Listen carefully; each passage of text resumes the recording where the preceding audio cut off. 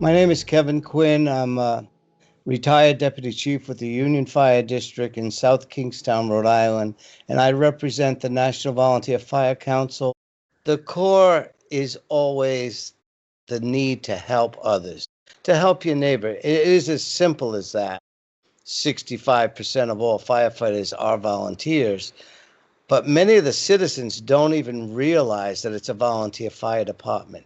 They call 911, we show up, we do the job, we go home.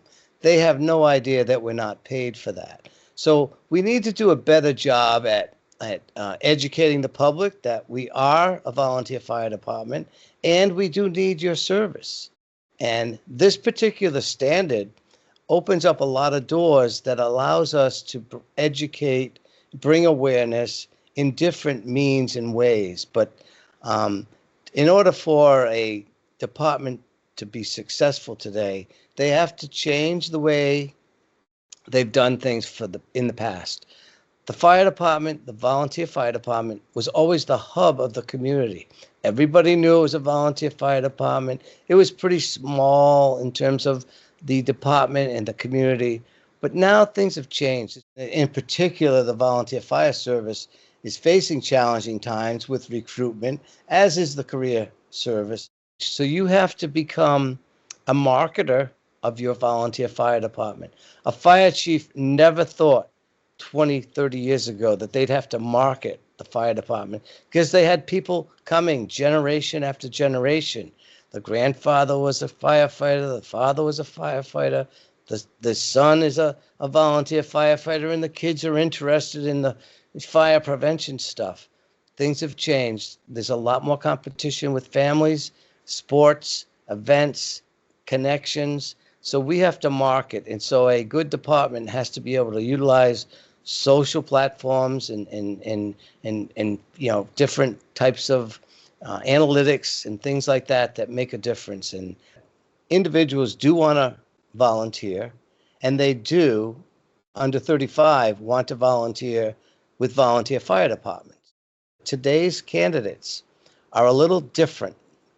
The age demographics are different, and the way that our younger folks multitask and they look for instant gratification, we have to be able to adapt some of our means of attracting individuals into the service and being able to give them answers quickly. It's okay for them to ask us why. And smart firefighters are great firefighters. So we have to be able to adapt and change and work and teach and train differently. The younger generation loves training. The more training they get, the better vibe they have, the more growth they have, the more excitement and motivation that's there. Technology has changed us for the better, by far, by far. Thermal imaging cameras, for instance, it's a tool that saves lives. We have to be very proficient in how and when we use those tools. We have lots of tools in our toolbox today that we never had years ago. Safety is really a priority now. We've changed the way we respond, we've changed the way we act, we changed the way we operate on the fire ground because safety is critical. So the safety changes, the technology changes, and I think the people changes where we have to appreciate and value, especially the volunteers. Because if you can retain your volunteers, you don't really have to recruit as often. So being more people-friendly, adapting to diversity, being able to mirror your population. If you've got a huge Spanish speaking, maybe even languages is something that has to be brought into your department. We have to change with the times, and the times have changed.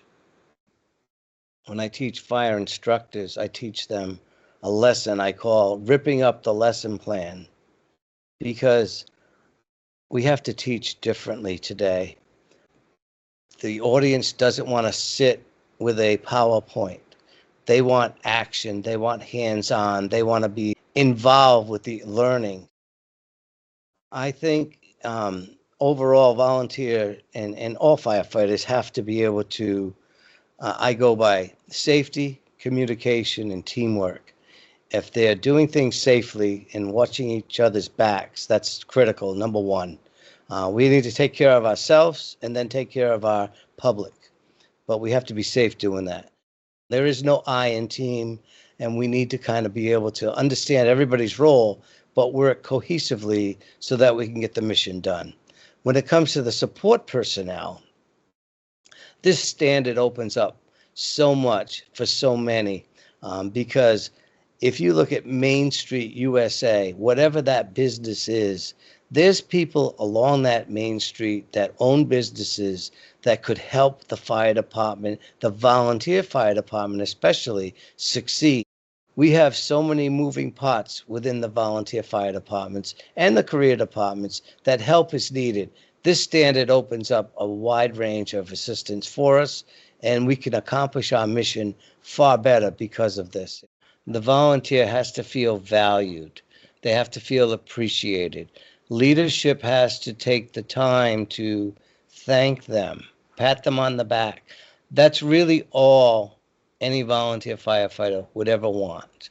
Unfortunately, we get busy and we don't remember to do that enough. And I think just having the chief officer, shake your hand or thank you, even if it's at a training session, thank you for being here, thank you for your service.